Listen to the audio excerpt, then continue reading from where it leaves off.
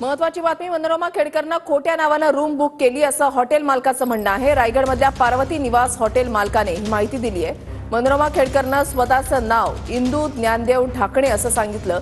मनोरमानं मुलाचं नाव दादासाहेब ढाकणे असल्याचं सांगितलं असं हॉटेल मालकाचं म्हणणं आहे.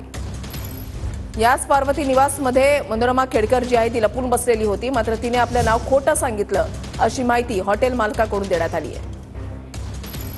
आमच्याकडे 9:30 ते 9:45 दरम्यान आले तर त्यांचं नाव होतं. त्यांनी दोघांचं आई आणि मुलगा आहे असं आम्हाला त्यांनी नातं सांगितलं त्यांनी आम्हाला.